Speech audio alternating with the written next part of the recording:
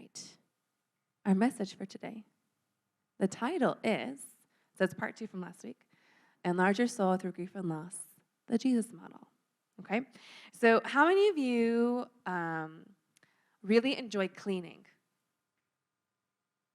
Really? You guys can come to my house. Okay, how many of you really enjoy organizing? Okay, I'm like that. I don't like cleaning, but I like organizing, okay? And this is a pattern that I found out when I was in college. Whenever I had a big paper due that I really wasn't excited about, or like I didn't want to do it, what would I end up doing for I don't have time to write this paper, but here I am for 3 hours cleaning and organizing my room, or like my makeup drawer, or something stupid like that. How many of you do that? Like you're like, I have so much stuff to do, but like you procrastinate by cleaning and organizing, okay? Some of you guys do that, okay? So, do you know what I'm talking about? But like when you do it, you feel really great afterwards, right, Ayong, right? You feel like, now I can like be super productive because my space is super clean, okay? Or how many of you have ever moved, okay? And you know that basement that is basically a storage unit in your house? And you're like, Jalen's like, she's making a face because they just moved. But that basement, you guys were in that house for like 8 years, right? So that basement, I'm pretty sure, had tons of stuff. Like your dad pulled out stuff to give to my 4-year-old child. There's a little rocking chair that they gave us that was Jaden's. I can't sit in it. Like your butt does not fit in it. And I'm like, I'm pretty sure Jaden no longer fits in it. But they kept it. There was like stuff there for years. And when you take it all out, it's like a huge process, right? Like you take it all out, and then you're like, wow, our house is so big. Like when you take everything out of the house, you're like, wow, our house is actually really big. But that idea of cleaning things out, taking things out, and creating a big, open, new space, that is the concept for today. So, last week we talked about grief and loss. Things that we just love and enjoy feeling, right? Like grief and loss. And the idea is that the main way that God tends to grow us spiritually is through grief and loss, actually. I think we think that when everything's good, when it's just all blessings and everything is amazing, that's when I'm going to grow in God. Actually, that's not how it is. Actually, when things go really well, that's actually when we have to be more careful because we get prideful because we're human. Hubris, man. We're like, oh, I did all this hard work. But you've been praying for that for years, but then you did all this hard work with it. You know what I'm talking about? You're like, oh, I'm so freaking amazing. Like, we do that. But actually, when we're in grief or loss, or we're down, or it's hard, that's when we tend to either reach out to God or get mad at him. But either way, you have some kind of reaction with God, which is actually the point. That's the good thing, okay? And so often through grief and loss, that is the prime opportunity, the best situation that we can actually grow deeper in God. Most of you in this room are old enough that you're going to walk into seasons in the next 10 years where you will experience grief and loss. Whether it's, like losing a parent or hopefully not, but like some kind of illness. Like there's lots of things that start to happen once you hit like your mid-20s on, like life starts to kind of, you realize like there's a lot of hard things that happen in life. And so the question then we have to think about is, okay, in this moment of grief or loss, like what am I supposed to learn from this? Because I can either like get beat up by this circumstance and walk away from God, or I can learn and grow and experience more of God. So this week, we're doing like part 2. So you know our title, Enlarge Your Soul Through Grief and Loss. Last week was grief and loss. This week, the key word is enlarge, okay? Enlarge your soul. The idea that your heart and your soul and who you are can grow more and be greater and stronger through grief and loss. So last week was the story of Job, right, who lost like everything.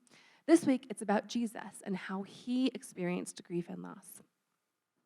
So let's look at him and how Jesus experienced grief and loss. So the context for our main passage, Matthew 26 today, is the idea that this is the Last Supper, okay? The Last Supper has already just happened. Jesus knows in a matter of a few hours, he's done for.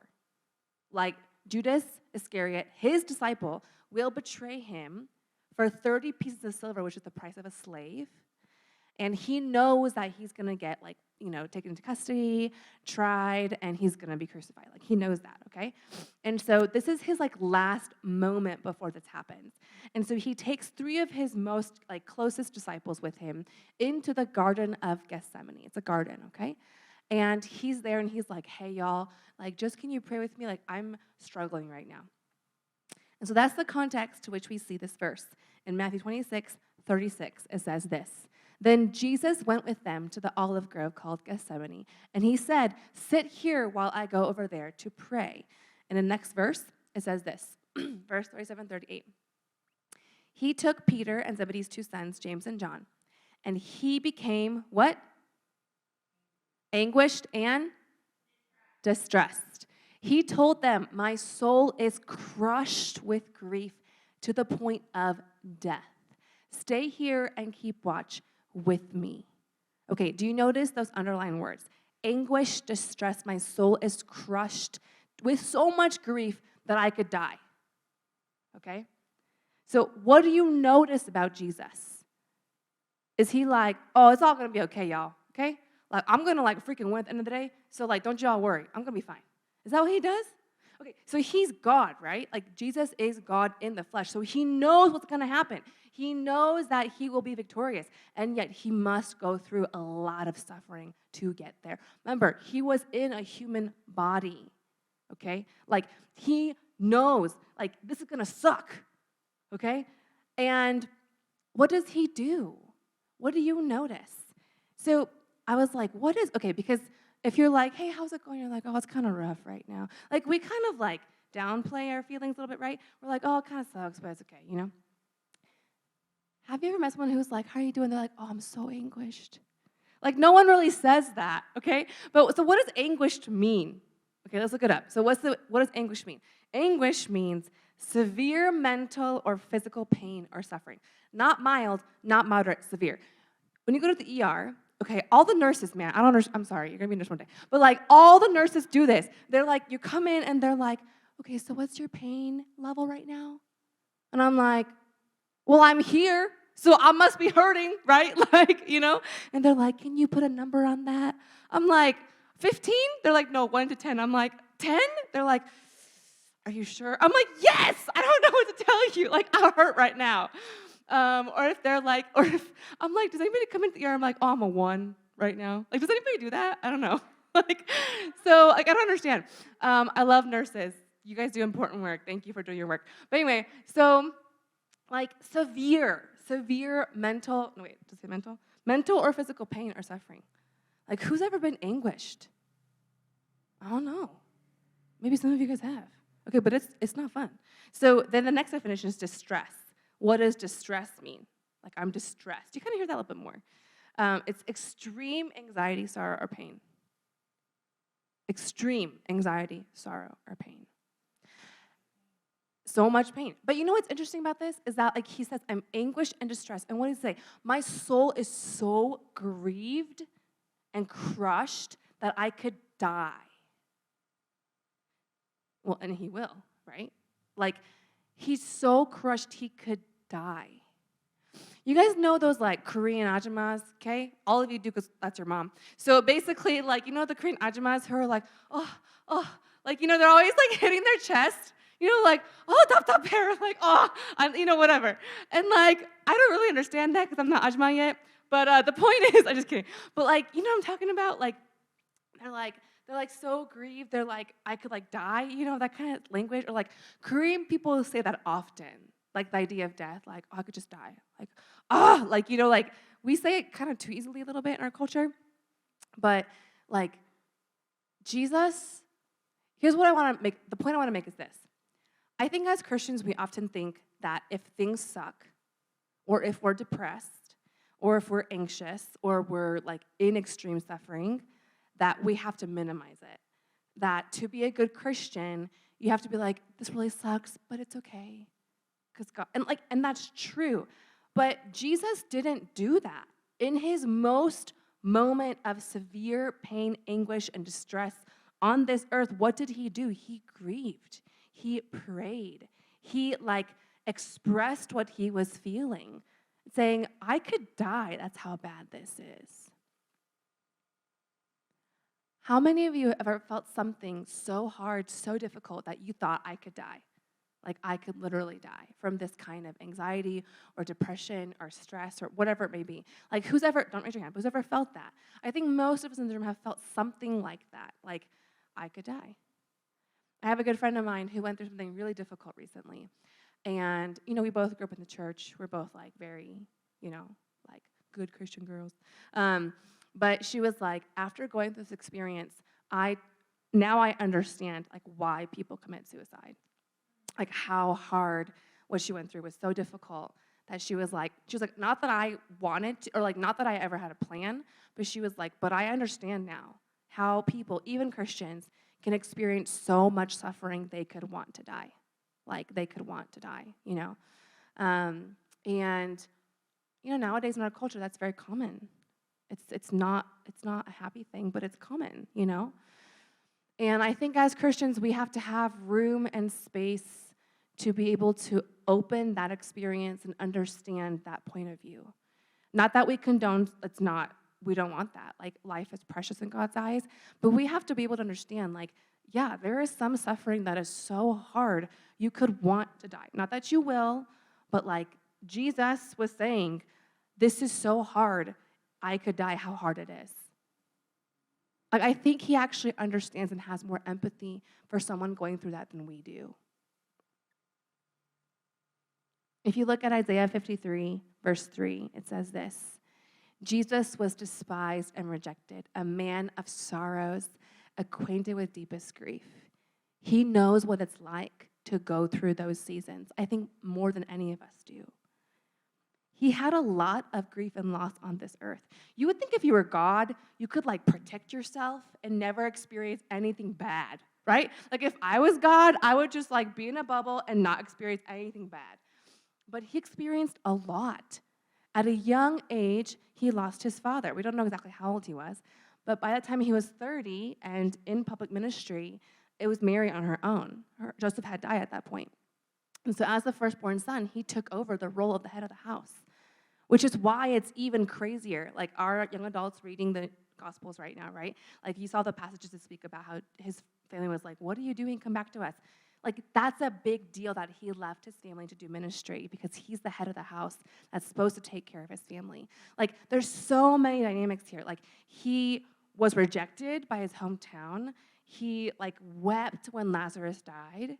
Like there are many, many moments when he was betrayed by his own disciples. They all fled. Judas betrayed him. Peter denied him. Like everybody.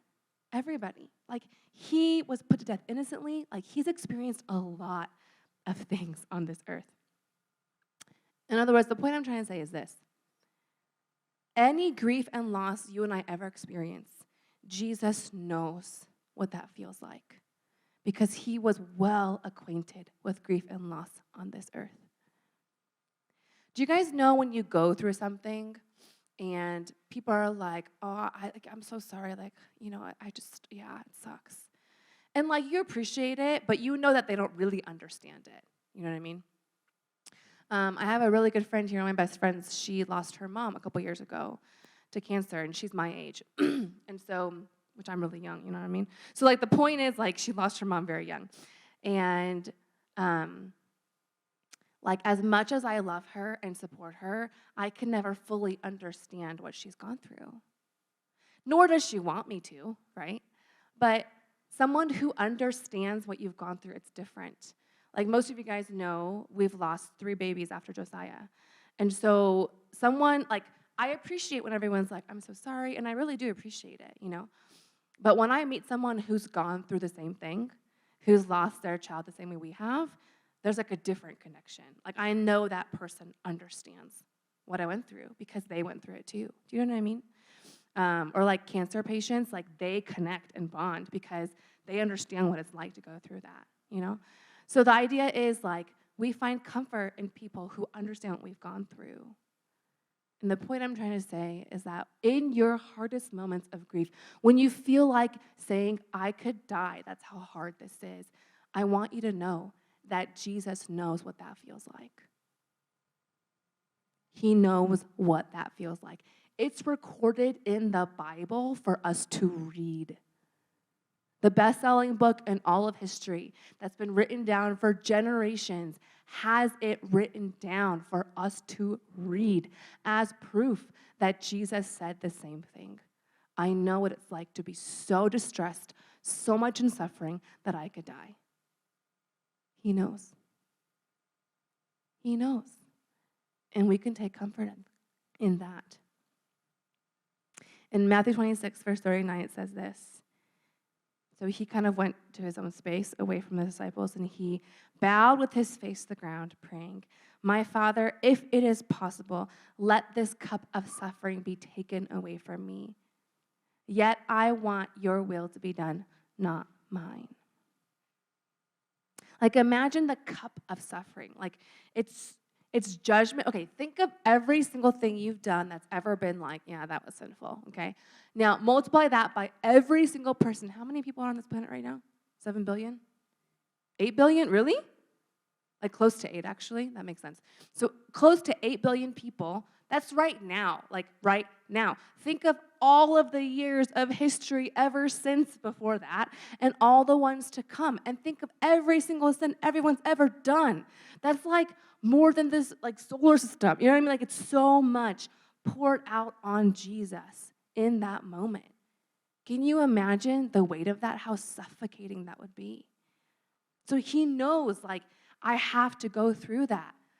And he's like, I don't want to, God. Like, he's so honest. He's like, I don't want to go through this. I just want you to know it's on the record in the Bible. It's written down. Like, I do not want to do this. That's how bad this is. And yet, what did he end with? Oh, wait, I'll get to that. Like, in Luke's account, in Luke 22:44, it says this. He prayed so fervently, and he was in such agony that his sweat fell to the ground like great drops of blood. So there's like lots of stuff like medically, what da-da-da-da. But I'm not going to go into all that. But the point is, he was so distressed. Who's ever like, you've been so distressed when you're praying, you're sweating drops of blood to the ground. Like, that's intense. You know what I'm talking about? Like, that's how intense it was. And yet, how did he end? And yet, what was his ultimate response? But not my will, but your will be done. A few weeks ago, I talked about the wall, right, and the dark night of the soul. When we go through difficult things, oftentimes what God is teaching us is that very thing. Am I going to trust God's will or my will? It's God's will versus, am I going to push for what I want, what I think, versus what God knows is greater and better for us? Who am I going to trust? That's the lesson that's always on the line. When we go through a crisis, dark nights, hard moments, the walls, when we go through the grief and loss, that's the lesson we're all learning. That's the lesson that Jesus himself had to learn. Do you understand that? The Son of God who was with him from all time, he had to learn that. Now, it was easier for him because he's, right? Okay, but like he had to learn that kind of obedience, learn what it really means. God, really, truly, I don't want to do this, but I'm going to tell you, your will versus my will, I'm going to choose yours. If Jesus had to learn that, how much more do we have to learn that? And yet, what an honor it is that we get to learn that as his children. Does that make sense? So what can we learn from the way Jesus grieved and experienced loss? So Pastor Peter Sisgaro in his book talks about a couple of different ways. The first is this: listen to the interruption. Okay? Listen to the interruption. Because see, here's the thing. Grief and loss has a way of interrupting our lives. Like, we all have plans, right? Or we're stressed that we don't have a plan. Whatever it is, we all have some kind of plan. Or we're mad that our plan's not going the way we plan. But like, we all have some kind of plan in our lives, right?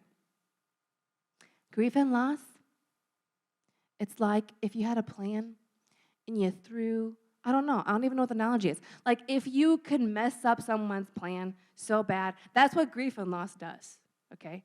Like, it messes up our plans, all of it. We have our limits. Things happen. But look at how Jesus responded to grief and loss. he actually responded to it. He didn't ignore it. He didn't push it away. He listened and allowed the grief and loss to move through his life. Imagine if he didn't do that. Imagine if he's like, I don't know, like a coach. Okay, it's football season. Who's a big football fan? Nobody? Okay, great. So, like, it's like football season. You are in, like, halftime. It's, like, really, really close, okay? I don't know, whatever. And, like, the coach comes in, and what is he going to do? He's going to be like, y'all, we're 3 points behind. Like, I want to, like, grieve. That's what he does. He's like, get your, whatever. Like, he's, like, doing all these things. Like, we can do this. Like, we have a plan. We're the best. Da-da-da-da. Like, that's what coaches do, right? Imagine if he was like, y'all, it's okay. Peter, James, John, y'all sleeping? That's fine. Because you know what? I'm going to freaking rule, okay? I'm going to defeat Satan. I'm going to cut his head off and be freaking-tastic, okay? So, like, don't worry. It'll be fine. That's kind of actually how most of us handle grief and loss or, like, hard things. That's what's socially appropriate way to handle grief and loss.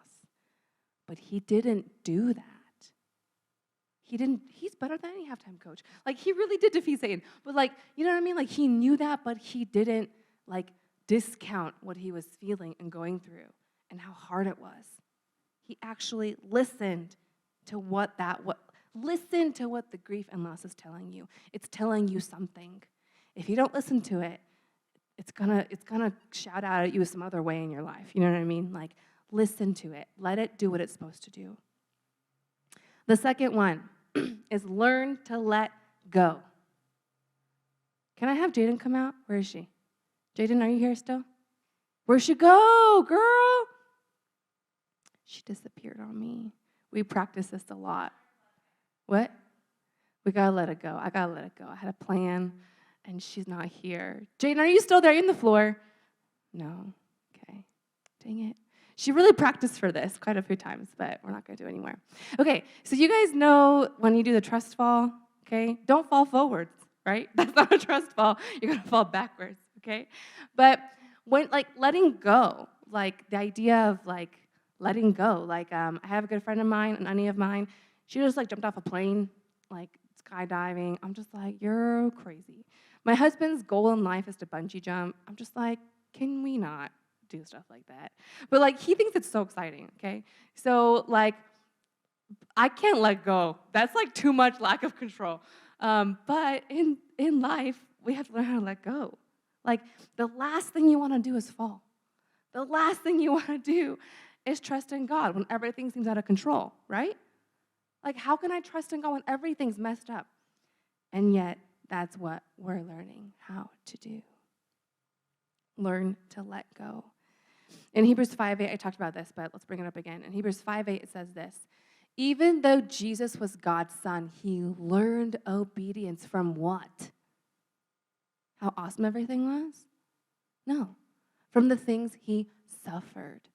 Y'all, I told you guys, Jesus learned how to obey through suffering as God's son.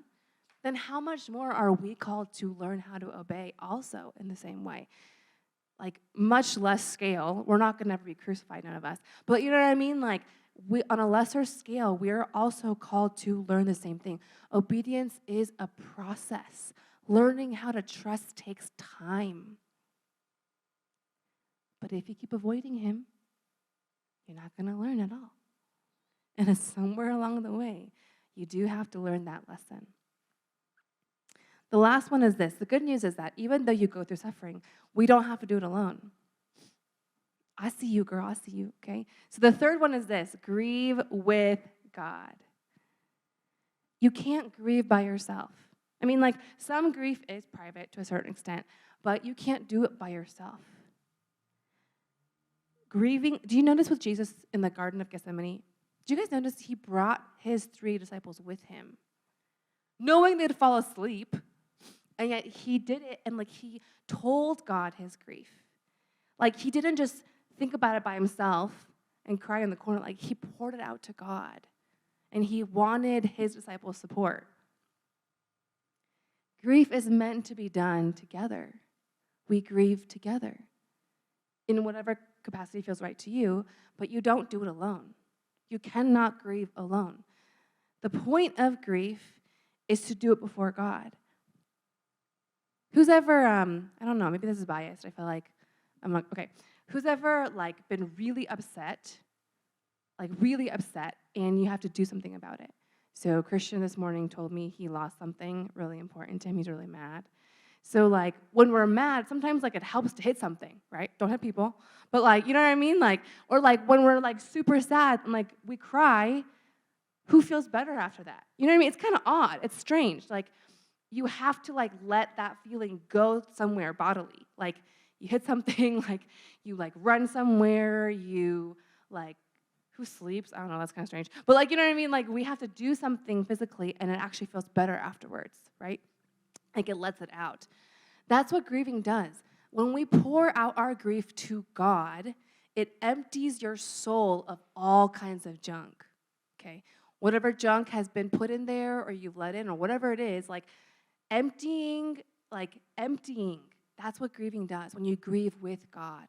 When you tell him those things, it empties it all out so that your soul and heart can then be enlarged. Does that make sense? Like, you have to go through that process. Let it out before him, and it takes out all of that junk. So there's space now for God to come in and fill that, your heart. That's the process of what grieving can do for all of us. And so how does what we learned apply to us today? Let's throw up our question on the screen. I already sent it to you guys, I think. But here are the questions, okay? So the first question is asking, do you have any interruptions in your life right now? What's interrupting your life or your plans? What's not going the way you want it to, okay? Think about what those things are telling you. And number 2, what is one thing you need to let go of in your life right now? That's hard to do, right? And number 3, how can you talk to God about those things? How can you grieve with him? What does an honest conversation with God look like? Can I have the praise team come up? All of these things we talked about today, all of these things, I want you to take it and put it in your pocket and in your brain. Because if you're not experiencing any of that right now, that's okay. Maybe you're in a really good season, but maybe you're not. I don't know. And one day, you will face grief and loss. And I hope, and my prayer is that when you do, that you will remember, wait, it's not bad to go through this. It's not bad. Like, I need to listen to what this is and do it with God, because there is a purpose for this. Can we all stand? In this next song, we're going to sing can we actually throw up the first verse on the screen? So you can just see it there. It says, all these pieces, broken and scattered, in mercy gathered, mended and whole, empty-handed but not forsaken, I've been set free.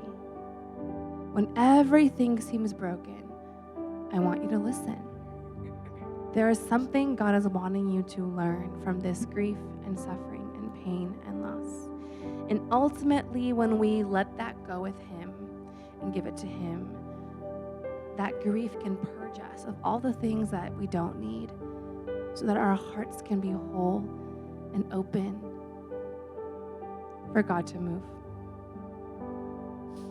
Can we sing this song together? And as we do, we're going to sing, then we're going to pray. And I want you just to think about, what is it, God? What's interrupting my life? What am I supposed to learn right now?